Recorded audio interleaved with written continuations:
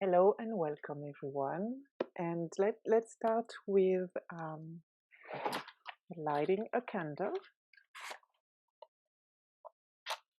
just as a way to mark our presence here, our connection to each other, to what will unfold for each of us tonight or at any time, because this is recorded, so you will have people watching at another time. And let's start with the practical aspect of things before we slip into the liminal. I'm going to ask you to keep your microphone muted until we have some sharing and Q&A time later.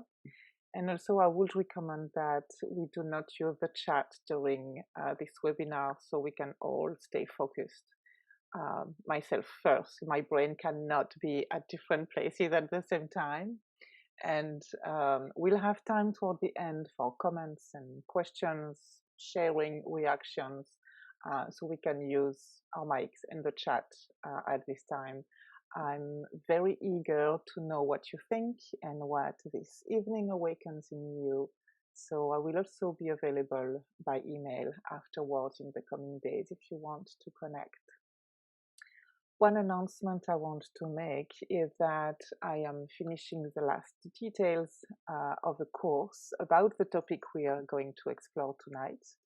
And because you are here, you will be the first to know about it, and it should be up on my website in a couple of weeks. I think that's all for my announcement. This workshop is recorded, and everyone who signed up will receive the recording. I have a lot of people who cannot attend live, so I might also use it on my website. So if you do not want to appear on camera, please just turn your video off, and that is very simple. So welcome, thank you for being here, and whether you are joining now live or at another time later, let me introduce myself. So my name is Francine Bonjour-Carter. I am a writer, a somatic awareness practitioner, and most of all, I seek meaning through stories, myth, art, personal experiences. I am very interested in going deeper, going in what is going on, seeing what is going on beneath the surface, in the deeper parts of ourselves and in the deeper parts of our experiences, which is where I think meaning lives.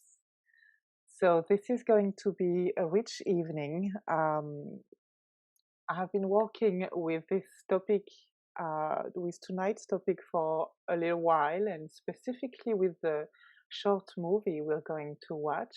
A friend of mine sent it, Jules sent it to me, and I'm really grateful, over the winter, earlier this winter. And I've been watching it and really diving into it and studying this, all the threads that came up from this movie for the last few months. So there's a lot to cover, and I invite you to dive in right away. I assume everybody is totally familiar with Zoom, so I'm not going to cover all the technical aspects of this. So tonight I want to invite you to travel with me to the world of the mystery. And we will journey along with the archetypes of some of the major arcana of the Tarot de Marseille. Marseille is the name of a very old city in France on the Mediterranean coast in the southeast of France. It's 3 hours away from Italy. And this deck, the Tarot de Marseille, is one of the oldest known tarot decks, tarot card deck from Europe. It seems to have been created in the very early 1500s. And as a reference, the Rider-Waite-Smith tarot, which is the most commonly used in English-speaking countries, was created in the early 1900s based on earlier versions of previous tarot decks. So I'm not a tarot reader, right? This is not what we're going to do tonight. It's not about readings or the technique of tarot reading. But I work with cards pretty regularly. If you attend my circle, you know that my circles, you know that I like to pull cards for us, and I am very interested in the imagery and the symbols and the archetypes of the tarot, and the world they open for us, and that is what we'll look at tonight. And the question is, who connects with the mystery, right? And what comes to my mind when I think of that is the poets, the writer, the artists, the romantics. And I would like us to not let those terms intimidate us and not cast them into too many specifics about what they look like, about their definition, because then we will find ourselves easily outside of that definition, separated from it. And what I want each of us to know is that you have the poet, you have the romantic, the artist in you. Each of us do. Each of us have access to the mystery. And the mystery is a really dark, rich, fertile place where we can reclaim some lost parts of ourselves and or the deeper parts of ourselves with which we might have lost connection. And so I think that before we embark on this voyage, we need two things. And the first is to be present here and now in our body. As I said earlier, my background is in somatic awareness, and I would like us to start by doing a short embodied presence practice that comes from a somatic awareness system in which I am trained in, that is called the Feldenkrais method. So I would like to take a minute to do this practice, and if you want to find yourself in contact with the surface you are sitting on, most of you who I see are sitting. You might be lying on a bed or sitting on a floor or on a chair. It doesn't matter. Wherever you are, find yourself in your body, right? Don't change anything. Feel comfortable. If you want to close your eyes, you can close your eyes. I'm not demonstrating anything, so there's nothing really to see.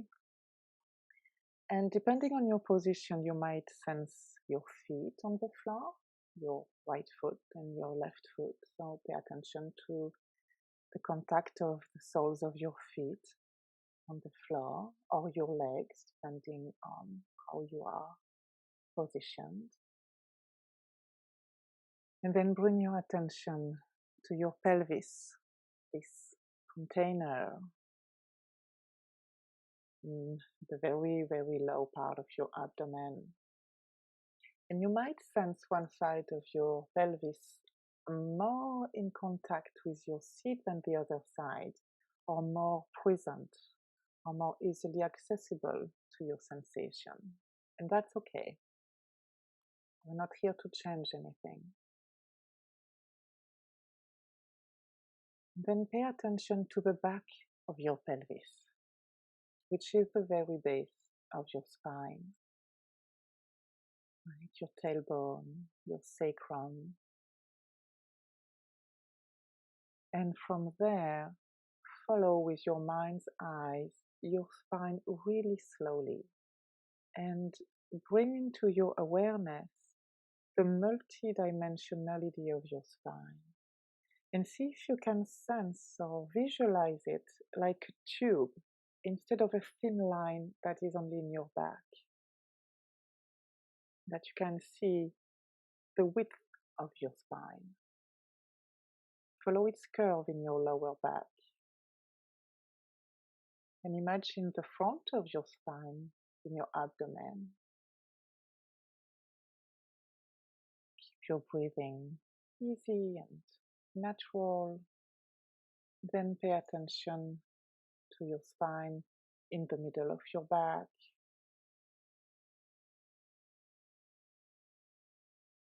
the vertebrae in between your shoulder blades.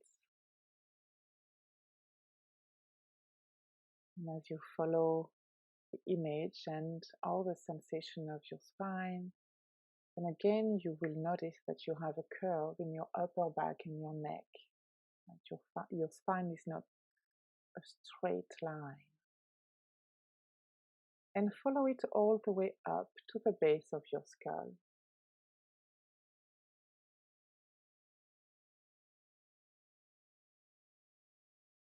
Now pay attention to your breathing. Do not try to change it or make it something different.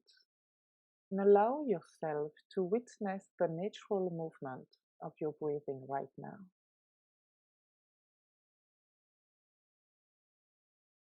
The expansion that happens as you let the air come in. You might feel that enlargement in your chest, on the right side, on the left side, under your armpits, in your back. The expansion in your abdomen as you breathe in. And then notice the gentle return to neutral as you let the air come out.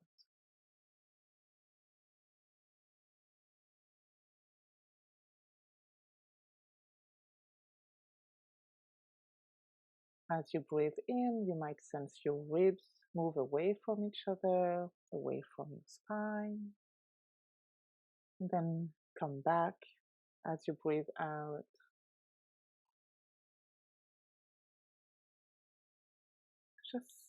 Just connect with the movement of your breathing and see where you sense this movement. And you can find more space inside of you by just being here, by paying attention. Maybe more space around your eyes or in your mouth. Can you invite more space in your throat?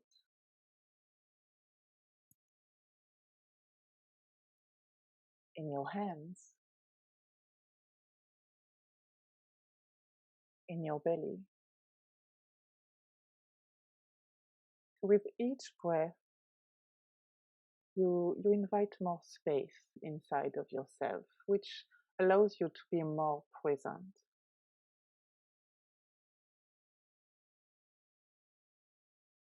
And then slowly you can open your eyes if you had your eyes closed, and sense again how you sense yourself sitting on your seat, your bed, your couch.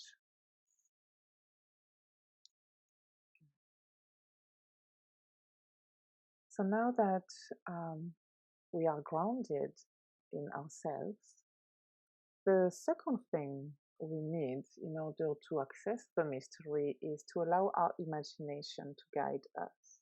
And that is a topic that is close to my heart.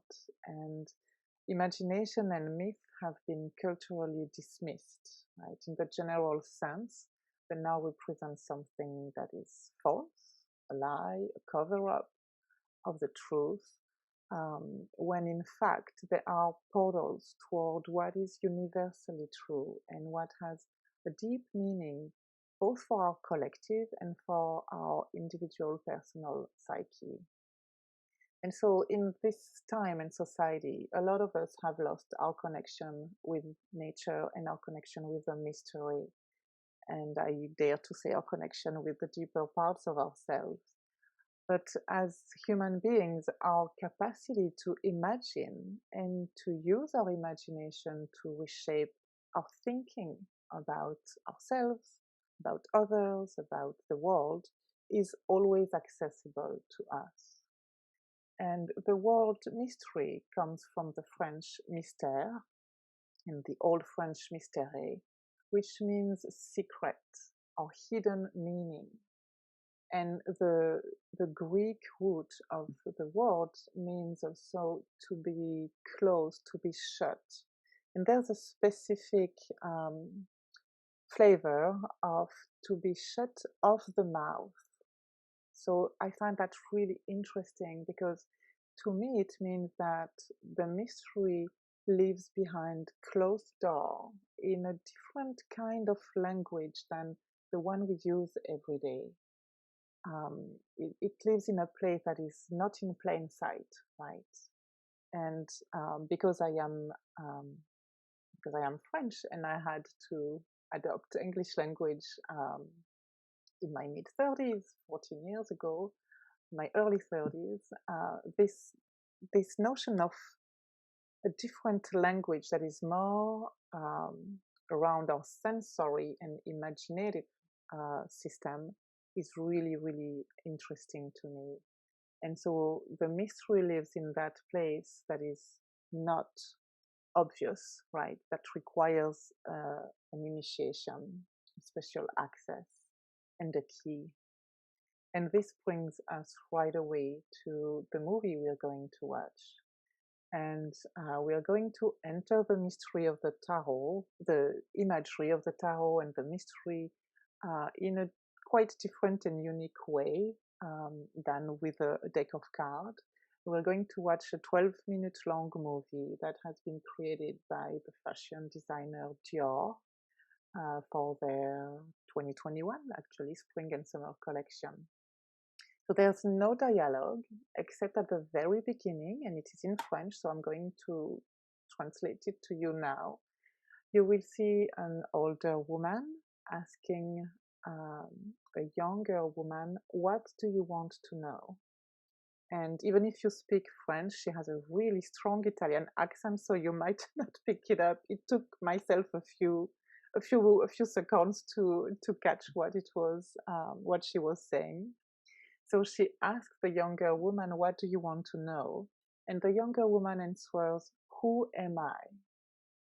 And then she's instructed to choose a card, and the tarot card that appears is La Papesse, which is the High Priestess. So I would like you to let yourself be transported in the world of this movie and really see it as a portal toward the mystery. Some images and symbols will resonate more than others. They will have a particular vibration, a particular flavor for you. And that is where we'll start our conversation afterwards. So if you want to take notes, you can, but I would suggest just one word here and there, if anything. I really want you to stay connected to the visual and the ambience of the video, and we'll do some writing afterward.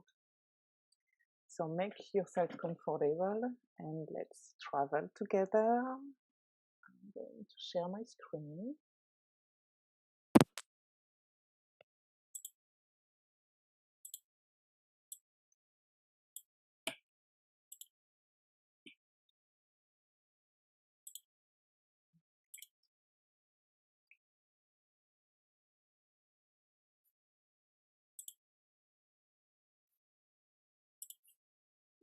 Okay.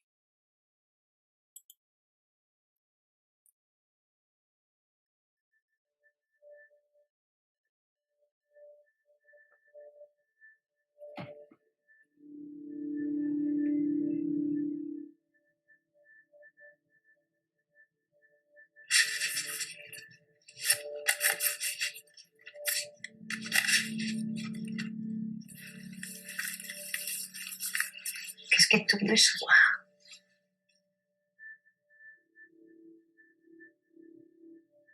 Qui suis-je? Choisis une carte.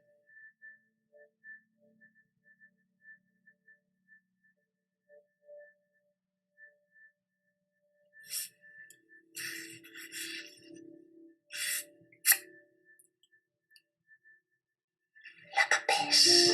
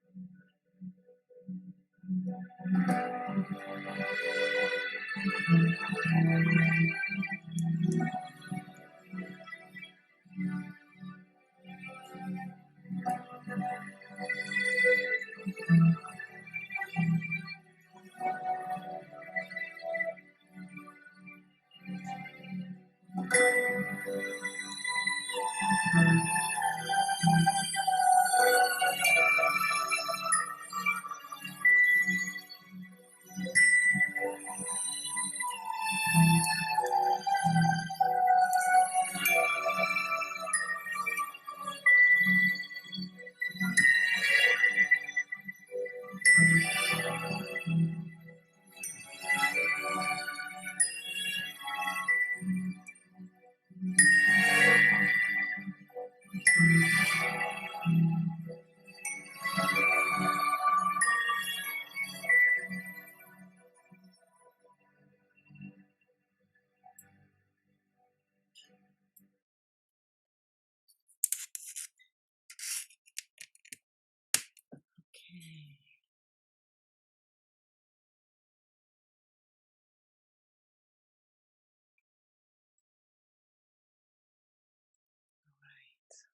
I have to say that I watched this movie dozens and dozens and dozens of times, and every time it works its magic on me.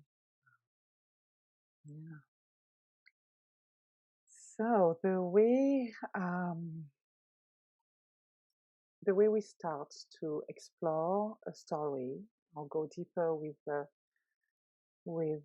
um, something that is a bridge to the mystery is with one question, which is, where are you in the story? So here, in which scenes or which tarot card, which symbol or character do you find yourself lingering in? What has a specific vibration for you? So let's take a few minutes and write down what resonates for you, where you find yourself in this story. And this is for yourself. So we might share or not toward the end of this webinar, but really stay with where you are in this story. What image, archetype, tarot card, symbol has a specific resonance for you? And we'll take 2-3 minutes to do that.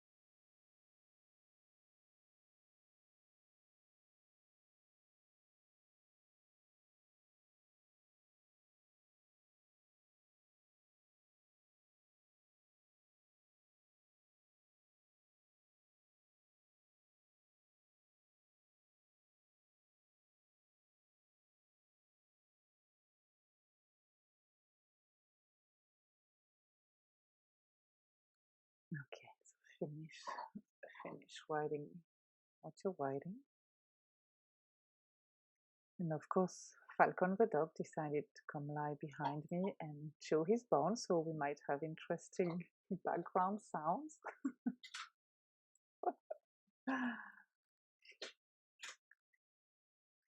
So, what you just wrote is your key. It's the place where you can start this conversation with the deeper parts of yourself. The image of the key is very potent here in this movie, right? And we are working with imagery, imagination, archetypes here. And what we have to understand is that archetypes are timeless. They evoke universal values and truth. They are present in each of us. And because they really go beyond culture and language and time, um, they have a deep, deep meaning. And that is why they hold such possibilities for reconnection. So let's come back to some, or to the sequence of the events in the movie.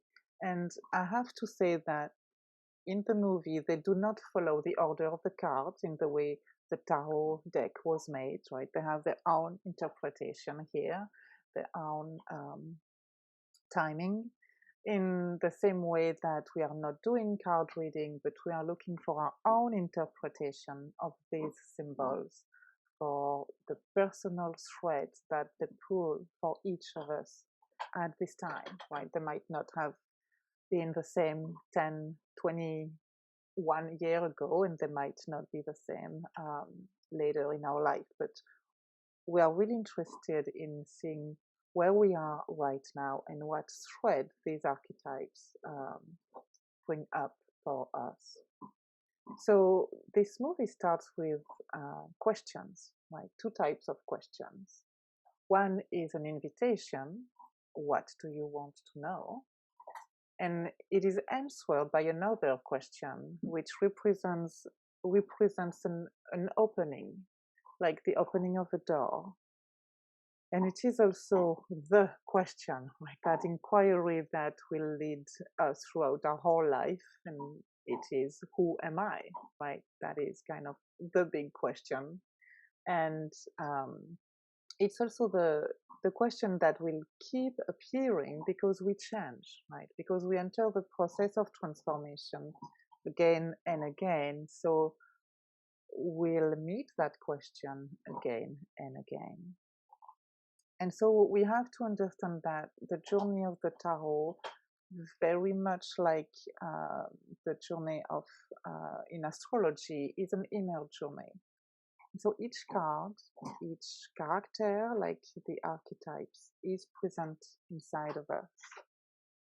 So we start with a question, which means that we don't know, right? When we ask the question, it's a place, we are in a place where we are flirting with the unknown that brings forth an inquiry. And there's a part of us that has a key. So now we can enter into the mystery of ourselves and the mystery of life. And this is a real initiatory process. We enter the castle with that key, right? That's what we have access to. And the castle is a representation of ourselves, of our soul. In some ways, it's the only place where we can reconnect with the different parts of who we are.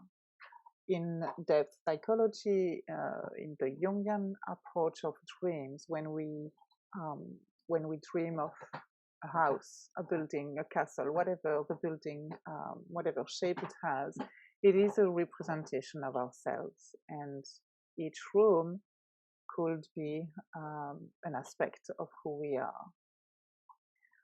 So here we have the initiation process, the journey of the fool, the one who's curious and comfortable with the unknown. And we have questions, deep and essential questions, right? Who am I? And there's a part of us that is close, that is accessible.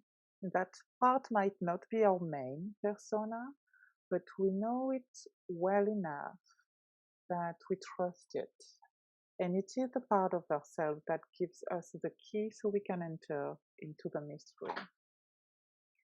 And then we find ourselves in this place that is mostly dark, right? Because that is where we can discover things. And it is where we can connect with more of who we are. There's potential, there's a promise of wholeness.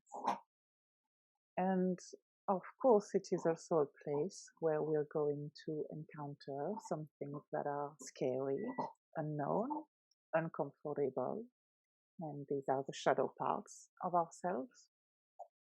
And that is really important, not only important, but necessary in our journey, right? Because this is the place where we learn, where we bring to light what is usually hidden. The process ultimately is about integrating those different parts of ourselves. And I, I believe that this integration is the answer to the question, who am I? It's not, um, it's not a question that will have a definitive set answer, right? The integration is going on all the time. And in order to, I don't like to use the word achieve, but in order to come close to this integration, we have at some point to step out of our ego, which we can also call the little self. And we have to see and touch, sense, access, experience what is greater than us. Um, I think our whole sensory system, our whole physical system is very involved, or should be involved into this process of accessing the mystery. We live our lives in our bodies. Everything we have ever experienced has been experienced in and through our bodies. And it is important to not lose connection with that. And so, so at some point in this whole integration process, in this whole journey, we come close to what is greater than us. And in the Tao and in the movie, this is represented by the elements of nature and the elements of the cosmos, of the sun, the star, the moon, the world, and they all arrive after death.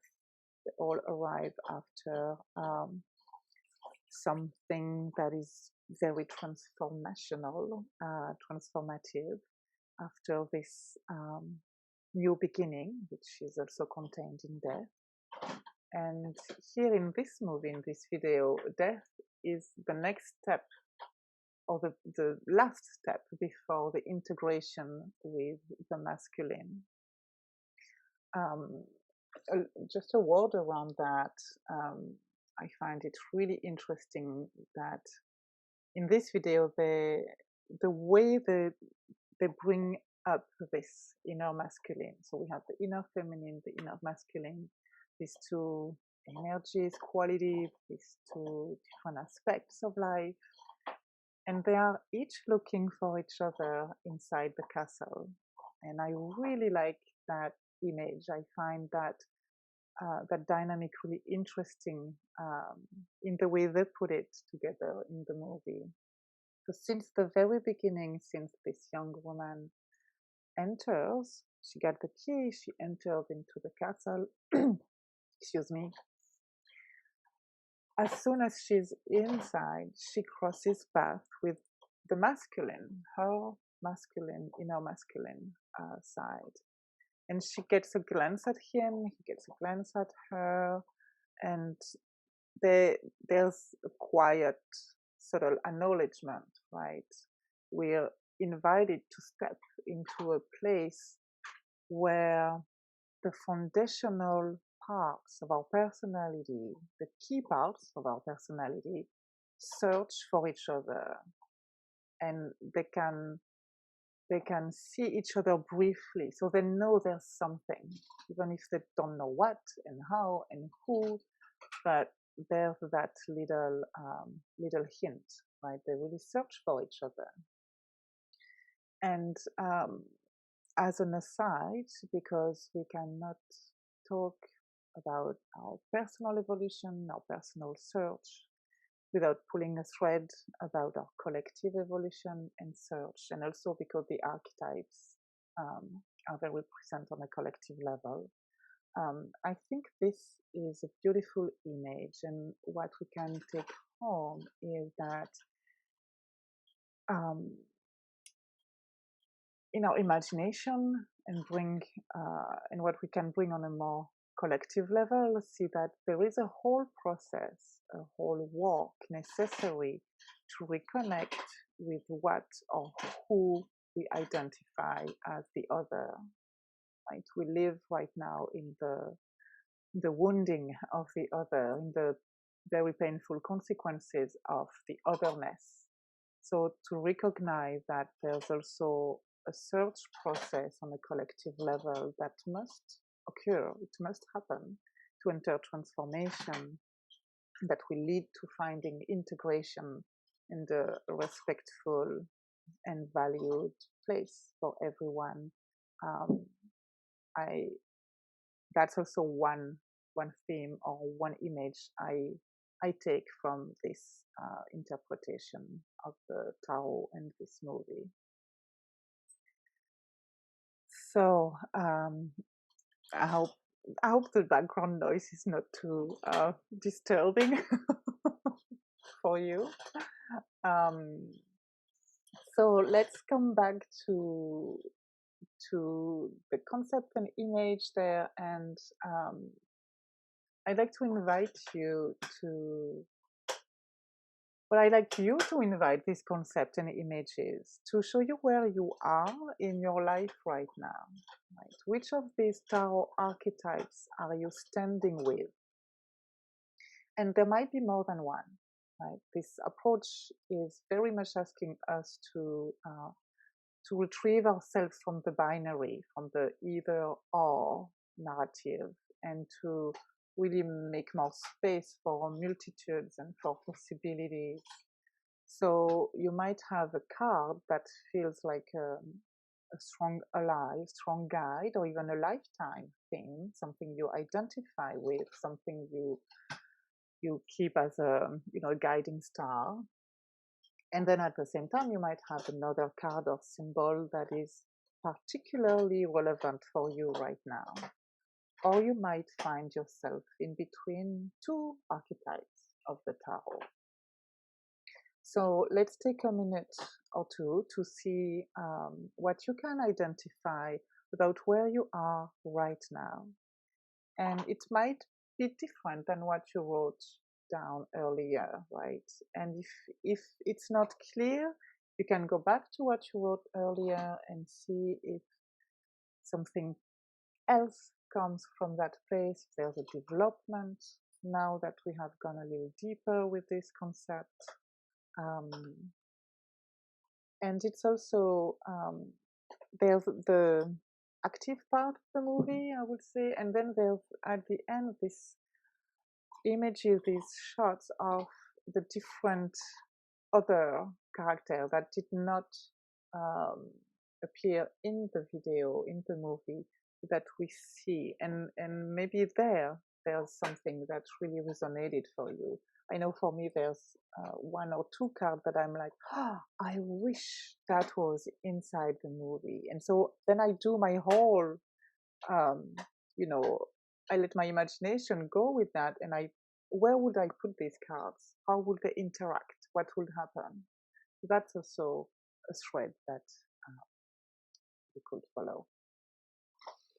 Let's take a few minutes. I'm gonna mute myself and I might try to get Falcon the dog out of the room while you are writing, and then we'll come back here.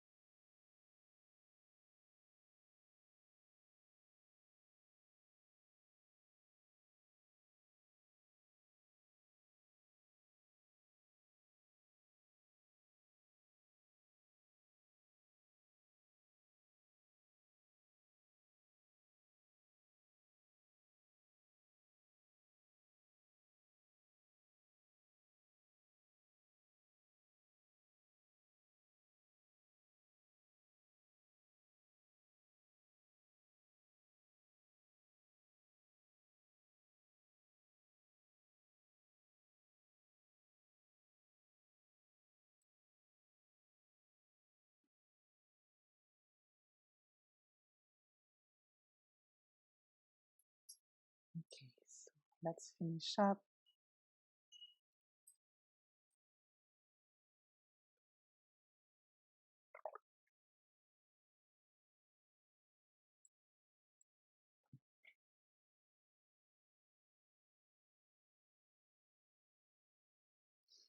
I have to report I was not successful in getting the dog away.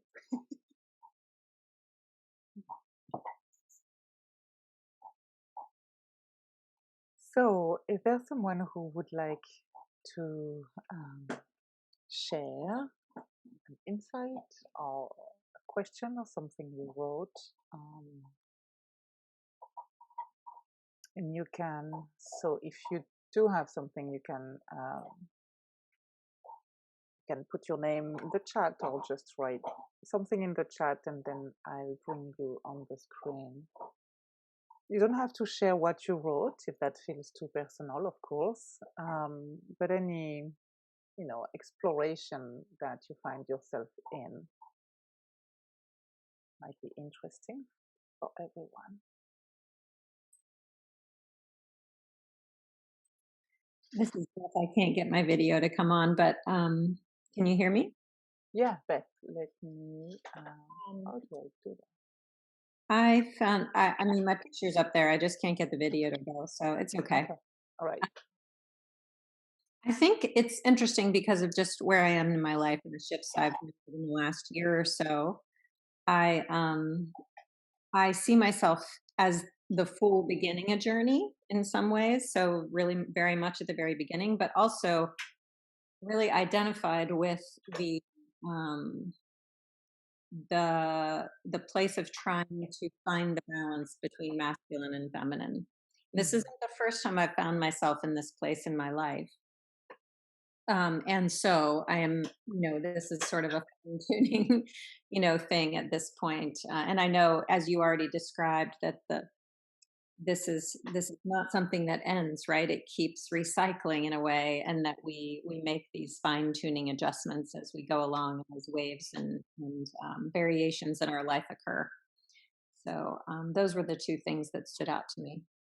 Mm-hmm. Yeah.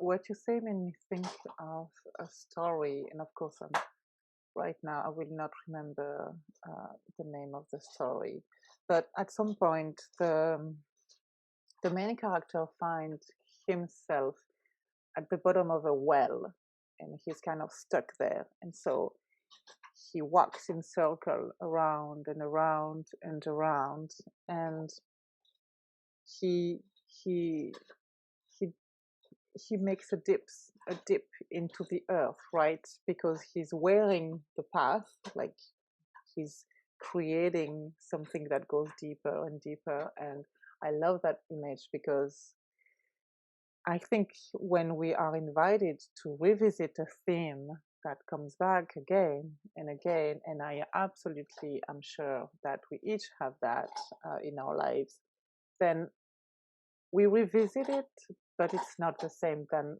the previous time we did, right? Yes. So we go deeper. So it is that indentation we make in the own soil of our understanding and our knowledge, and so every time we go deeper and deeper with that exploration. That's a great image. Yeah. Yeah, thank you for sharing, Beth. Delisa, you wanted to say something? You can unmute yourself. Can you hear me? I hear you. And I see Okay. you. Hi. Oh my goodness, I'm a storyteller at heart. So what a beautiful story, and the way it was delivered. Oh my gosh, I feel like I need to watch it 12 times. So I just really loved the story of uh I tried to go with, like you said, just words, not too much. And so what I got was, I liked how it started out with in separation, and then going through all these doorways and these doorways leading to these rooms, like the internal rooms, and these rooms having all these different archetypes, and they're like versions of us. I just loved that, and how they're their guides in a way, in their own way, and how it ended with union of self. Like, that really isn't that like the journey that we're all on, oh, I love that. And so it really, what I noticed was I could feel like where I was. So I really resonated with the woman when she faces the moon, the archetype of the moon, and she's following the moon. I'm like, that's me. Like, that's me. I'm always following the moon. She is forever my guide. So I really resonated with that. But I also really enjoyed the triggers throughout the story. I really enjoyed feeling what characters made the hair on the back of my neck stand up. Because that's a message for my journey of things that maybe I still am uncomfortable with being in those rooms. So that was beautiful. Thank you for sharing that. Thank you. Yeah, thank That's you. all. Yeah. Yeah, that is a really, really good point. This, what makes you uncomfortable, right? And when in the course I'm going to offer about that, it is a big part of it. And I myself had years and years and years of difficulty with the card of the Fool. It's still the one I have to breathe in. I have to adjust myself because, and tonight, like watching it with you all, and as I've said, I've watched this video maybe 100 times. But tonight I got another layer of why I have such resistance to that card, which really amazes me, right? After all this time. And I think what is important with all trigger of any kind, what is important is to approach it and feel in a safe place. Like you have to find your inner safety when you approach something in like in spiritual work, in what we can call self-development work, on your own, right? When you set yourself into this exploration and you encounter something that is triggering, that makes you uncomfortable, first, we have different levels of discomfort, right? And some we're comfortable with being uncomfortable, and some are more, they feel more dangerous to our stability.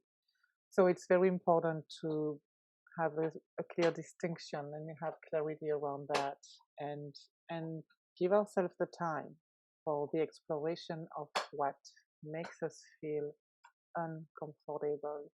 And one of the reasons why I always invite myself and other people to really connect with our bodies is because this inner safety is a really real physical tangible thing. And by being connected to our soma, our body, our skeleton, our skeletal structure, it really gives us a solid ground to explore things like that. So I'm really glad you brought it up, because I think it's a very important thing to be aware of. What makes you feel like, ooh, I don't like this one. I don't want to have anything to do with this one. Yeah. And as Heather commented, yeah, the Fool is the trickster. Absolutely. Yeah. Yeah. Yeah. It was beautiful. Thank you for sharing. Yeah. Thank you. yeah, it's an amazing video. I'd like to share one small thing if I can. Yeah, let me find you on my screen. It's Gabrielle. So one thing I found fascinating as I was watching our main character, ourselves, traveling through, was just that she had the plant medicine on her, right? That was like right there in front of her face, like that deep wisdom within. And so I was reflecting of my own frustration, if you will, while watching her seeking and blindly following versus like just coming within. So, yeah, just wanted to share that. Mm-hmm. Yeah, there's yeah, there's so much in this little video. Like you're right, like what she wears. There's a pomegranate embroidery on her dress, right, which is of course the journey of Kore, of Persephone. So there's a whole, as you said, she wears her medicine, and I really think we all wear our medicine. But very often we have to go on a journey in the exterior of ourselves in order to come back and find it, right? And interestingly, there's the whole first section of the major arcana in the tarot. It's all of these power figures, right? The Empress and the High Priestess and the Emperor and the Hierophant. And so it is all these authority figures that we very often find outside of ourselves. But the journey of the Fool through the Tarot is, where can we find them inside of ourselves, right? Our inner authority, our sovereignty. And that is where it starts, right? The Fool, the Magician, then the High Priestess, and then we go with these authority figures before coming to a different section of the Tarot. So yeah, but isn't it true that we all wear our medicine and we look outside first? Thank you, Gabrielle.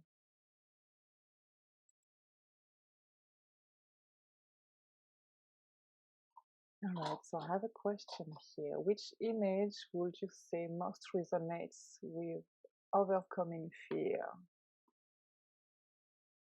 I think fear is so personal. I think we all have such a different representation of what fear is that I'm not sure I would see one image for everyone. I know a lot of people, for example, who fear death. That's my favorite, but that's my card. I joked recently with a friend who said, "Oh, you should make your own tarot deck."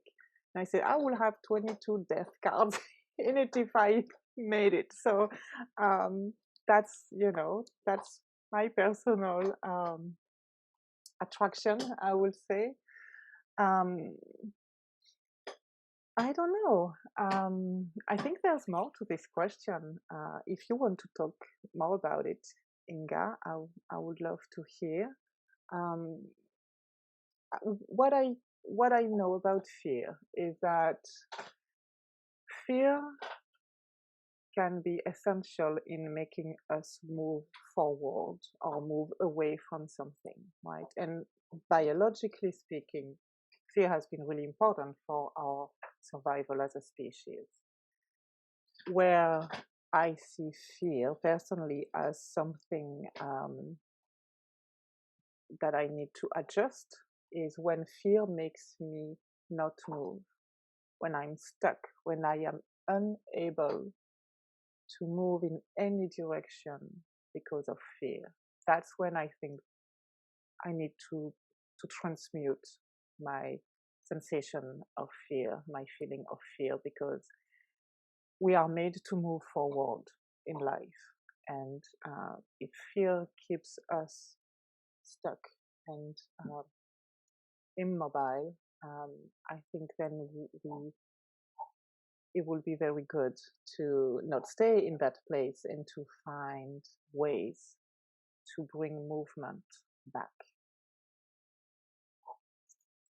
I don't know if that answers your question at all, but again, if you want to unmute yourself and it really did, Francine. Thank you so much. It really makes sense to me that if you feel like you cannot move forward, it's better to find a way to make change. So I appreciate this. yeah, great. Thank you. So let's see, I'm trying to follow the chat at the same time. Yes, death undresses her before she can merge with the inner masculine. That's right, Juliet. Well, I think that's what death does, right? It really gets us naked. Whether it's, I don't know, I think that there are small death and bigger death throughout our life.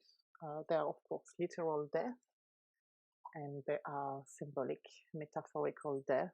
And I think in almost every case, I don't like to make generalization, but almost every case, it is a process of shedding and stripping things down and getting naked, getting vulnerable.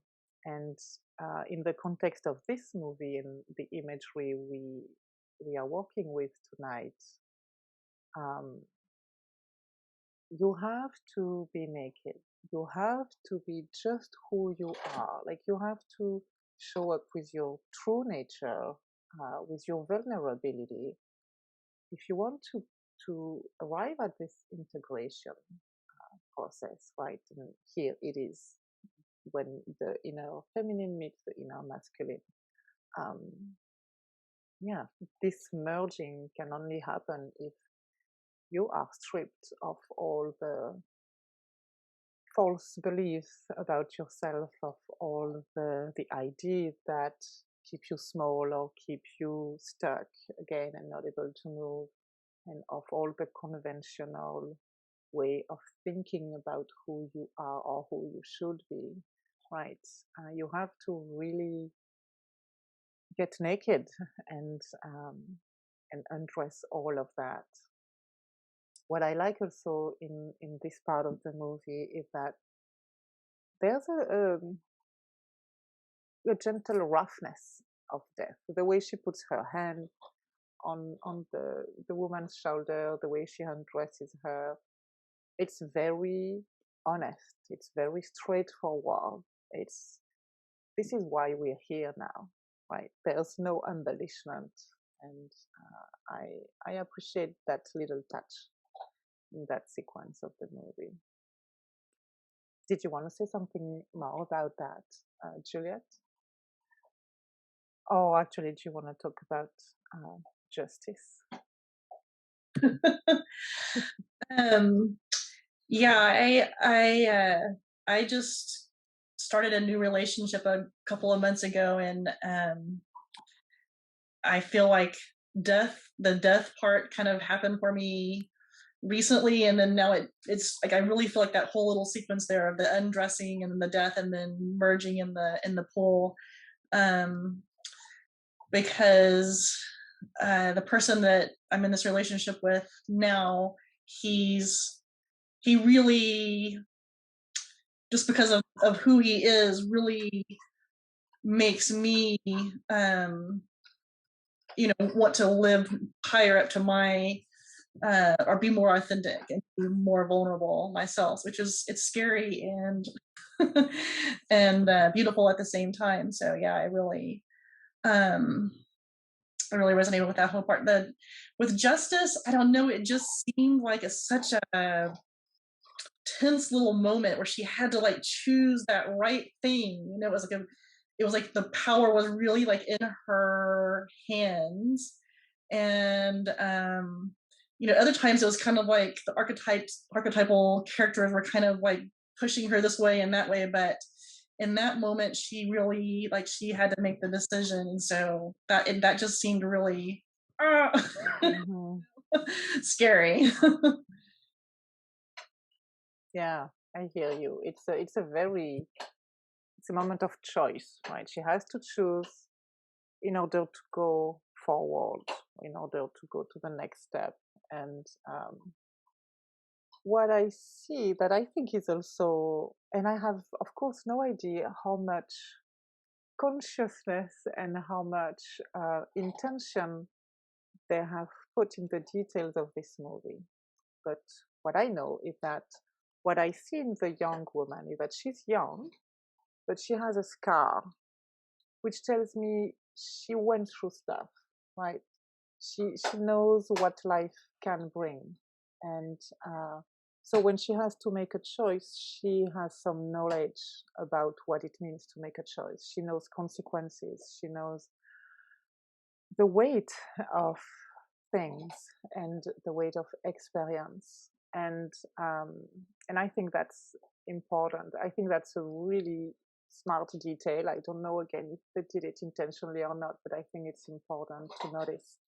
And and it's also at that time that for her the fool appears so clearly, so strongly, that trickster character who, that is not straightforward, right? He's not saying, hey, this is what you have to choose. He kind of plays around, and she takes her time. Like, she doesn't go quickly with um, the first weight that he points, or she, because it's a very non-gender character to me. The fool points to her, like she waits, and then, oh, maybe it's this one, maybe it's this one, and then finally she is shown the right weight that will grant her passage to the next step. But yeah, this sequence with justice is it has a different quality. It's very decisive, and of course we don't know if she didn't find the weight. Who, like, which other room would have she been led to, and then she would maybe have come back to justice at another point, right? I think the beauty of this exploration, and in our own personal exploration, is that it is not a straight path, but it is a path that will come back again and again. So even when we, quote, make wrong choices, we have another opportunity later.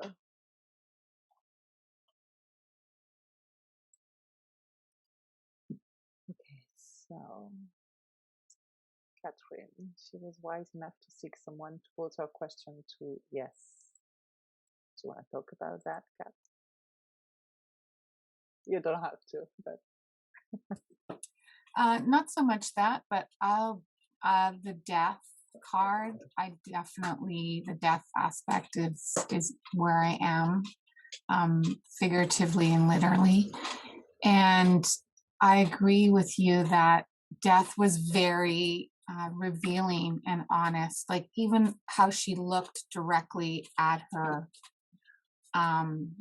it appeared to me to be more of a feminine aspect of death. And but yeah, she looked directly at her eyes, like, this is happening, and I'm going to help you, but this is happening. right. And so there was that component which I feel like grief brings to us when we are shedding something. Like, she didn't do it alone. She didn't say, take off your clothes. Yeah. She helped her. And so though death can feel scary, there is an aspect to it in which we are not alone in it. There is these energies, archetypes, whatever language you want to use, that show up with us in those places. So yeah, really beautiful, really awesome. And what you just said about justice too, like every decision we make in that room takes us to another possibility, and that to me is actually kind of exciting. because at this stage of my life, perhaps, I don't know, like predictability is not really what I want. That also means you take risks, and there's, sometimes you're not gonna like the room you end up in, but there's always something there. So I really I appreciate that about this journey. Yeah. Thank you. Thank you. Yeah, and I think at the beginning, she has, like, when you seek, she intentionally finds herself sitting at a table in front of the tarot card reader, right? So she really comes with an intention. Maybe she has expectation as well, because we tend to do that very easily. But sometimes the initiation process and the key comes to us, like, we did not consciously seek it, right?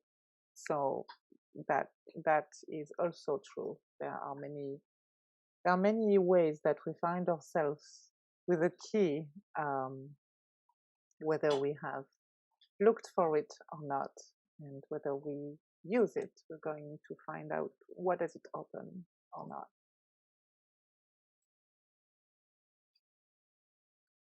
Okay, so just adding that I'm reading your comment, Juliet. A really magical part of the story is, for me personally, occurred when she could see all the stars reflecting in the pool of water. Yeah, that was pretty magical. And I think, well, I know actually, because I've watched it so many times, that at that moment it is the masculine part of her who is led to the star, to this very feminine magic, right? To see the flow. So there's water and there's the sky and the stars, which is very in a lot of creation stories, and in a lot of myth. I've been working a lot with Atlas, the Titan, in Greek mythology, and all the stories around him. And there are so many connections between this. Like, he's the father of nymphs and he's the father of stars. And so there are many connections in between this flow of water, because a lot of the Titans also have this oceanic, powerful aspect and connection with that and with the stars. And I find that interesting that here we have the mirror of the water and the sky and the stars. And it is the masculine side of our main person here in the movie who is brought to see that. It is one of the rooms that the inner masculine enters in. And I find that very interesting, that for the inner masculine, there's a necessary step into that magic, very feminine magic, very deep, ancient wisdom relationship to the cosmos and to the flow of water that has to happen before he moves on. But yeah, that was a really beautiful piece too. And Heather, you want to take the mic? Heather Bradley. Oh, I just thought that the justice piece also had to do with trust in intuition, and how the Fool kind of represented those, self-doubts and the leading, the the jumping and just not slowing down and trusting your intuition.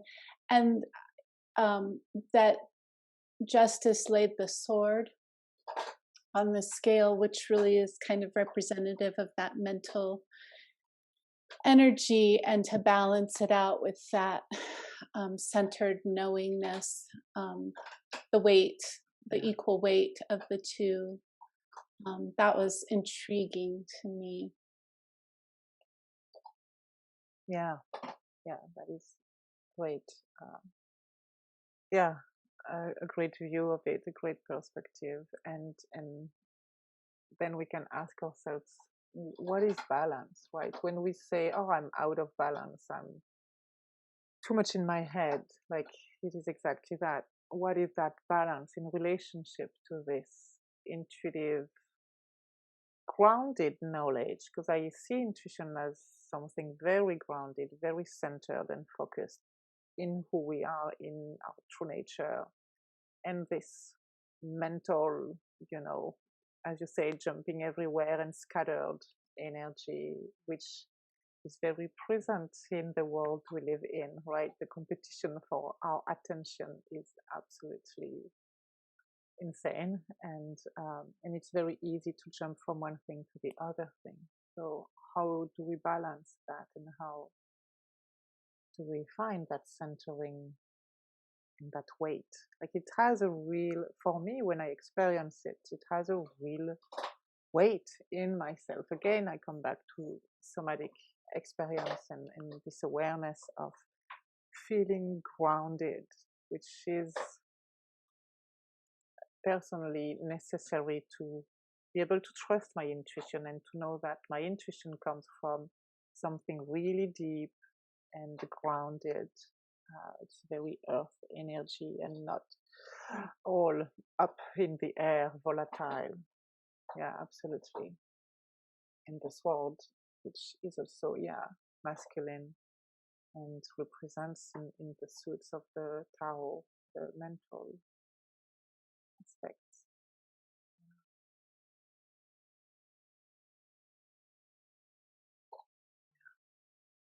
There's a lot. There's really a lot. It's so rich. I love it because it's really a deepening process. We can literally talk about all of that for hours and hours.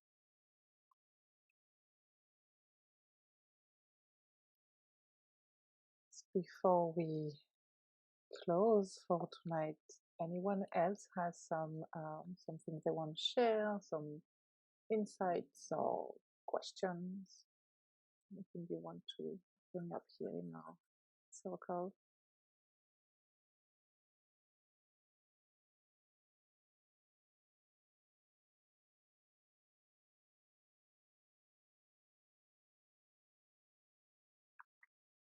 No?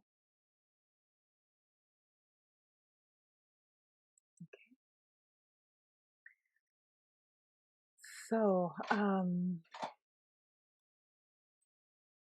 So as I said, I'm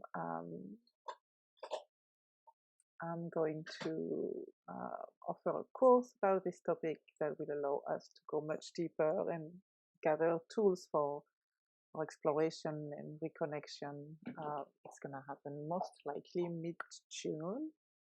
And if you're here tonight, you'll be the first to know about it, actually. But so this evening has been a way for us to enter into the realm of the mystery, the imaginal, the liminal, and start a process, right? So whatever came up for you tonight, don't let it go back behind the closed doors, right? Really cherish what you have gathered today, and allow yourself to travel with it again and again, and keep the threads alive. I always have this image of all of these threads that we are connected with and that connect us to different places. Some we are conscious of, some we are not conscious of. But when I see them as the golden thread, and when we pull one, it is really precious, and it really can give us access to something deep and meaningful inside of us. And it's the passage to our imagination that keep these threads alive. So keep exploring these different aspects of yourself that are not conventional in the sense that they do not conform or answer to society, but really reflect your inner nature. And that is what the archetypes and symbols and everything that comes from the imaginary world bring us. And so to build a relationship with our imagination is also to build a relationship with what we call the mundus imaginalis, which is the world of the imagination. That's the place where our dreams and the archetypes reside and where we find synchronicities. Every time I dive deeper into this kind of work, there's a lot of synchronicity that happens. So keep an eye, an ear, keep your senses awake to see these synchronicities. And this relationship with the mundus imaginalis and with our own personal imagination is what brings meaning into our life, right? It's what grounds us in this co-creation and this tapestry that we are each part of. And it is a way to both go within and also participate in the interconnectedness of everything, of the world. And so from this perspective, we can allow ourselves to experience depth, right? And allow our experiences, our life experiences, to teach us how to go deeper. And it is a practice, as we said earlier, there's cycle after cycle after cycle. We're going to walk this path and deepen it, right? And the answer to the question, who am I, is not an end in itself. This question is more here to open us up to a process of experiences, right? We live our life in our body that requires us to be present and grounded, and our lives need to be experienced fully. So I really hope you touched on some questions and images and insights that are essential for you, as in connecting you to your own essence, which is unique. And yeah, again, don't keep these threads. And I like to imagine a little box where I have, and you can even, like, if you're very literal like I am and visual, like I write on little pieces of paper just one word or one phrase, something. And when you want to go deeper, then you go back to that and you're like, oh yeah, that is a thread that appeared for me maybe last week, maybe last year, right? The time frame is something very flexible. It's a concept that moves a lot when we do this kind of work, and because we're not going on the linear timeline, we're going this way on the vertical. We're going deep down, so time doesn't really matter, I would say. So my invitation for you is to keep these threads alive and to keep pulling on them gently and see where they take you. And if you have any questions, sometimes we need to to process, and we need more time to become clear about what is it that we want to ask, or what is it that is processing inside of us. So we'll be available in the coming days by email if you want to share your experience tonight. As I said, I always love to hear about others' perspective, because it helps me in my own integration process and in opening up my own perspective. So don't hesitate to write to me if you want to share anything. And I think that's it for tonight. Does anyone have something more they wanted to share?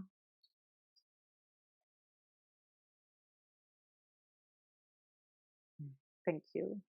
yeah, thank you all for coming. And one last thing, um,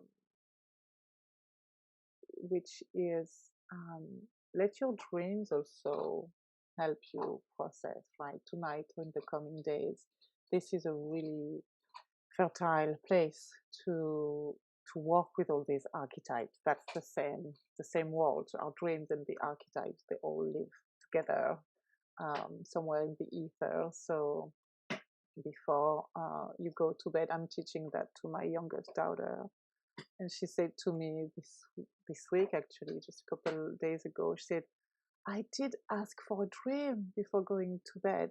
And for the first time, I had like a real dream, because she always feels that she's in control of her dreams, which bothers her. But for the first time, she had a real, like, amazing dream, and it was very archetypal, where she didn't feel in charge of it. So it works. So I extend the invitation to each of you to ask before you go to bed.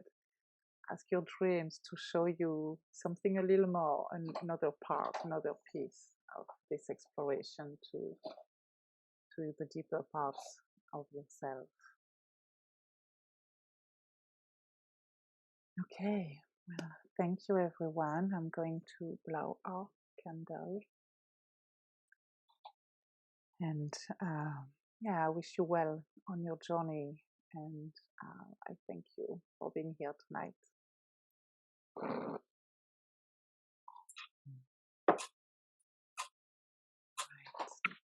Have a good night. Thank you. Thank you, Francine.